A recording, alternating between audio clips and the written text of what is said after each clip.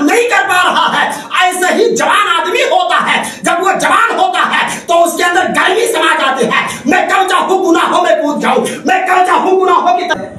हमेशा ताक में रहेगा आपकी कि मैं आपको कब खत्म कर दूं, कब खत्म कर दूं। ऐसे ही शैतान है, इंसान का दुश्मन है, वो हमेशा आपके घात में लगा हुआ होता है कि मैं कब इसको नमाज से दूर कर दूं, मैं कब इसको इबादतुल्लाह से दूर कर दूं, मैं कब इसको सदका व खैरात से दूर कर दूं, मैं कब इसको दुरूद मुस्तफा से दूर कर दूं। मुझे मौका मिल जाए मैं इसको इबादतुल्लाह से हटा देना चाहता हूं, मैं इसको इस्लाम के रास्ते से हटा देना चाहता हूं।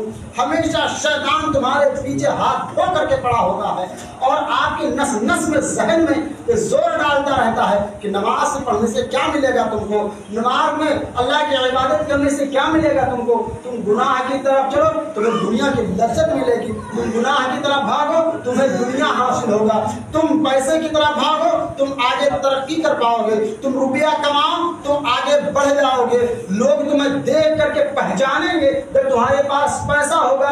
जहन में तुम्हारे शैतान तरह तरह के ख्यालात पैदा करता रहता है, तरह तरह के वसवसे पैदा करता है। सिर्फ उसका एक मकसद होता है कि रज़ा इलाही से दूर कर देना, सिर्फ उसका एक मकसद होता है अल्लाह की इबादत से दूर कर देना। शैतान का और कोई काम नहीं होता है, सिर्फ और सिर्फ उसका एक ही पर्पज होता है कि हम इसको सिर्फ और सिर्फ इबादत अल्लाह से दूर करते हैं। इसीलिए क्यों? क्योंकि वो तुम्हारा दुश्मन है और दुश्मन हमेशा घात में रहता है, ये हर एक इंसान को पता है। और जब ये वसवसा डालता कैसा है आपको मालूम होना चाहिए। इंसान के अंदर 3 नफ्स मौजूद होती है। एक का नफ्स नाम है नफ्स अम्मारा, एक का नाम है नफ्स लवामा। नफ्स अम्मारा का जो मतलब ये है वो गुनाह की तरफ आइल करता है, उस पर खाली शैतान बसा करता है, इंसान को गुनाहों की तरफ माइल करता है, इंसान को गुनाहों की तरफ खींचता है। और जब इंसान गुनाहों की तरफ भागता है, जब इंसान गुनाहों की तरफ खींचता चला जाता है तो वो इबादत इलाही से दूर होता रहता है, उसका दिल काला होता चला जाता है। और जाहिर सी बात है जिसका दिल काला हो जाता है वो इबादत इलाही से दूर हो जाया करता है।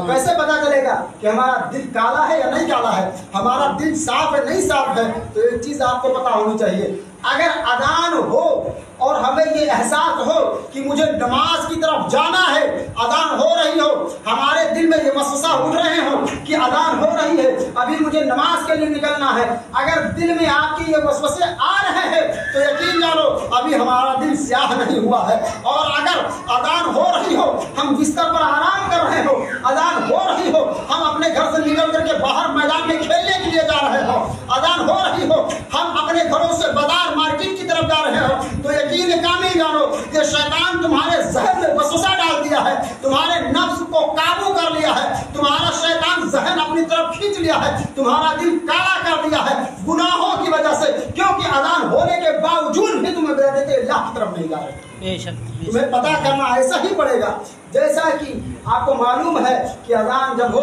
अगर हमारा दिल ये चाहे कि हम नमाज की तरफ जाएं, यकीन जानो अभी हमारा दिल काला नहीं हुआ बल्कि सफेद। ये इंसान का एक तकाजा होना चाहिए, सोचना चाहिए।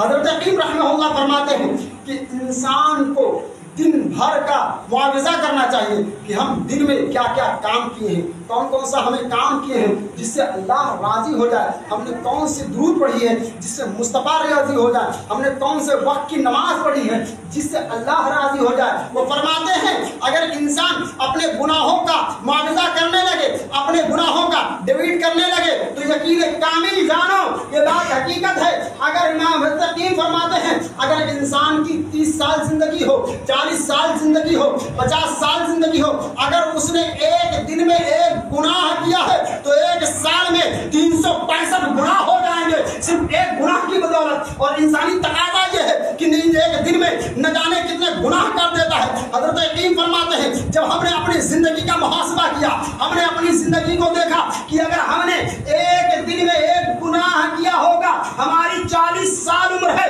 तुम न जाने कितने गुनाह मुझसे सरजद हो गए हैं। हकीम फरमाते हैं कि जैसे मेरे जहन पर ये थॉट आया, जैसे मेरे जहन पर ये सवाल आया, ये क्वेश्चन पैदा हुआ कि एक दिन में एक गुनाह 40 साल में कितने गुनाह होए, मैं फौरन बेहोश होकर के गिर गया और जब मेरी आंखें खुली है तो मैं देखता क्या हूँ वर्ष अल्लाह पर पहुंचा हुआ।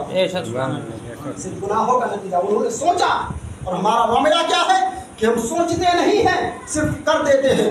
गुनाह करने से पहले हम सोचते तक नहीं है, लेकिन यकीन जानो आप जो करते हो आपको उसका भरपाई करना पड़ेगा। आप जो भी करोगे उसका हिसाब देना पड़ेगा। इंसान आज कमाता है, खूब अच्छे से कमाता है, 10,000 कमाता है, 20,000 कमाता है, 30,000 कमाता है, 40,000 कमाता है, 50,000 कमाता है, 60,000 कमाता है। तो एक चीज आपको मालूम होनी चाहिए कि हम पानी अगर ज्यादा खर्च करेंगे तो हिसाब देना होगा, गल्ला ज्यादा खर्च करेंगे हिसाब देना होगा, चावल ज्यादा खर्च करेंगे हिसाब देना होगा। जैसे तुम्हें रिस्क का हिसाब देना होगा, ऐसे ही तुमको अपने रुपये का भी हिसाब देना होगा। मौला ताला कयामत में तुमसे पूछेगा, तुमने 300 की मजदूरी की थी, तुम्हें 9,000 मिले थे महीने में, तुमने 9,000 हराम कमाया हलाल कमाया, तो तुम कहोगे मौला मैंने तो 300 की मजदूरी की थी, मैंने महीने में 9,000 कमाया है, हलाल कमाया है, अपने खून पसीने से कमाया है। तो मौला पूछेगा तुमने मेहनत मजदूरी करके हलाल पैसा जो कमाया है उसको खर्च कहाँ किया है, हलाल में खर्च किया या हराम में खर्च किया है? मौला तुमसे पूछेगा तुम महीने में 9,000 कमाते थे, महीने में जो रुपया आता था तुम ठेके पे जा करके तुम दारू पी लिया करते थे, तो हराम नहीं हुआ हलाल हुआ? जरा गौर करो, अपने ज़हन पर जोर डालो। जिस तरीके से तुम्हें रिज्क का हिसाब देना होगा, तुम रुपया कमाते हो हिसाब देना होगा, ऐसे ही मौला तुमसे ये भी पूछेगा 9,000 तुमने महीने में कहाँ कहाँ खर्च किया, पूछेगा तुमसे। तब उस वक्त तुम क्या जवाब दोगे? मौला हम शराब के अड्डे पर हमने खर्च कर दिया, हमने जुआबाजी में खर्च कर दिया, हमने अय्याशियों में खर्च कर दिया, हमने दूसरे गलत कामों में खर्च कर दिया, हमने दूसरी बहन बेटियों पर खर्च कर दिया। तुम ये जवाब दोगे मौला के सामने? तो मौला तुमसे पूछेगा हमने मोहम्मद को भेजा था सिर्फ इसीलिए भेजा था ताकि तुम इस्लाम पर बनो, तुमको मैंने इस्लाम दिया था ताकि तुम अच्छे राह पर चलो, मैंने तुमको इस्लाम के पाकीज़ा मजहब दिया था ताकि तुम अपने आप को पहचान लो, और पहचानने के साथ साथ अल्लाह पहाड़ को पहचान लो, मुस्तफा जाने रहमत को पहचान लो, ताकि तुम सच्चे रास्ते पर हो जाओ। लेकिन तुमने ये कहाँ शामिल हुआ? तुम तो दूर ही दूर रहे। अल्लाह ने अपने कुदरत से 1,24,000 अंबिया को दुनिया में भेजा, कमोबेश 2 लाख को भेजा, लेकिन जब किसी को नया पैदा किया तो अल्लाह ने पूछा ऐ नबी, ऐ आदम हमने तुमको बनाया, बता तू किस लिए आया? ऐ यूनुस मैंने तुझको बनाया, बता तू किस लिए आया? ऐ नूह मैंने तुझको पैदा किया, बता तेरा वजूद क्या है? हजरत यहया को पैदा किया, बता तू किस लिए आया? हजरत ज़करिया को पैदा किया, बता तू किस लिए आया? हजरत इस्माइल ज़बीहुल्लाह को पैदा किया, बता तू किस लिए आया? हजरत ज़करिया को पैदा किया, बता तू किस लिए आया? हजरत लूत को पैदा किया, बता तू किस लिए आया? हजरत हूद को पैदा किया, बता तू किस लिए आया? अल्लाह ने सारे नबियों को पैदा कर दिया, बता तू किस लिए आया? ज़मीन को पैदा किया, बता तेरा मकसद क्या है? आसमान को पैदा किया, बता तेरा मकसद क्या है? सदर हजर को पैदा किया, बता तेरा मकसद क्या है? चरिंदों परिंदों को पैदा किया, बता तू कौन है? सारी चीजों को अल्लाह ने पैदा कर दिया, सिर्फ यही पूछता रहा तुम्हारा मकाम क्या है, तुम किस लिए पैदा किए गए हो। लेकिन जब रब ने अपने मुस्तफा को पैदा किया है, लेकिन जब ने अपने हबीब को पैदा किया है, तो अल्लाह ने इरशाद फरमा दिया ऐ महबूब तुम खामोश रहना, अल्लाह बताएगा तू कौन है और तुम बताओगे मुस्तफा कौन है। अल्लाह बताएगा तुम कौन हो और मुस्तफा बताएंगे अल्लाह कौन है। जब अल्लाह ने सारे नबियों को पैदा करके पूछ लिया तू कौन है, तू कौन है, तू कौन है, लेकिन किसी नबी ने जवाब नहीं दिया।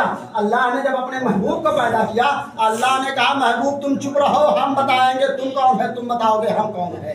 इसीलिए अल्लाह के प्यारे हबीब सल्लल्लाहु ताला अलैहि वसल्लम की ज़ात अरफा बहुत बुलंद वाला है। अल्लाह खुद कुरान पाक में इरशाद फरमाता है अना रब्बुल आलमीन, मैं रब्बुल आलमीन हूँ, मेरा महबूब रहमतुल लिल आलमीन है। जहाँ तक मेरी रुबूबियत है वहाँ तक मेरे महबूब की मुस्तफाई है। जरा अपने जहन पर जोर डालो, अल्लाह ने एक ऐसे नबी को मेरे दरमियान मबूस फरमाया है, ऐसे नबी को अल्लाह ने मेरे दरमियान भेजा है जिसने इंसान को चलने से लेकर के बैठने तक, उठने से लेकर के सोने तक सारी चीजों को बता दिया है और खुले अल्फाज में बता दिया है कि तुम्हें सोना कैसे है, तुम्हें चलना कैसे है, तुम्हें बैठना कैसे है, तुम्हें लोगों के दरमियान रहना कैसे है।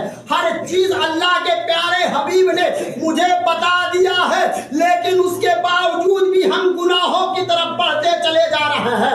अगर आज मुस्लिम कौम का तारीख उठा करके देखो तो सबसे पहले अगर जेल में कोई मिलेगा तो मुसलमान ज्यादा नजर आएगा। क्यों नजर आएगा? क्योंकि उसे पता नहीं नहीं है इस्लाम मुझे क्या दिया है, उसे मालूम नहीं है इस्लाम ने किस कल्चर को मुझे सिखाया है, उसे मालूम नहीं है कि इस्लाम ने मुझे क्या क्या चीजें बताई है। इस्लाम ने हर चीज तुम्हें बता दी है, बस खाली तुम्हें सोचना है। ये दुनिया इंसान के लिए एक कैद खाना है। अल्लाह के प्यारे हबीब सल्लल्लाहु ताला अलैहि वसल्लम इरशाद फरमाते हैं, दुनिया जो है मोमिन के लिए कैद खाना है और काफिर के लिए जन्नत है। मैं आपसे एक सवाल करता हूं, आपको 2 साल की सजा हो जाए, आप जेल में चले जाओ, अगर आपको बाहर जाना होगा आप जेलर से इजाजत मांगोगे, जेलर साहब मुझे छुट्टी दे दो, मुझे बाहर जाना है, मुझे फला काम करना है। जेलर अगर चाहेगा तो तुम्हें बाहर भेजेगा, नहीं चाहेगा तो नहीं भेजेगा। तुम अगर कहीं चलना चाहोगे जेलर से पूछोगे मैं फला जगह जाना चाहता हूँ, उसी जेल के अंदर रहोगे, बाहर नहीं निकलना होगा। पूछोगे जेलर साहब मुझे फला जगह जाना है, वो कहेगा जाओ तो जाओगे, नहीं कहेगा तो नहीं जाओगे। तुम्हारे हाथ पैर में बेड़ियां लगा दी जाएंगे, तुम्हारे हाथ पैर में जंजीर लगा दिया जाएगा, तुम्हारे सोच पर ताला लगा दिया जाएगा। जैसा जेलर चाहेगा वैसा रहोगे। इसी तरीके से दुनिया है मोमिन के लिए। जब तुम चाहोगे हम गुनाहों की तरफ कदम उठाए, जब तुम चाहोगे हम अय्याशियों की तरफ अपना हाथ बढ़ाए, जब तुम चाहोगे हम अपनी निगाहें गुनाहों की तरफ उठाए, तो फौरन ऐलान हो जाएगा तुम्हारे पैर में शरीयत मुताहरा का पैर जंजीर बंधी हुई है, तुम्हारे हाथ में बेड़ियां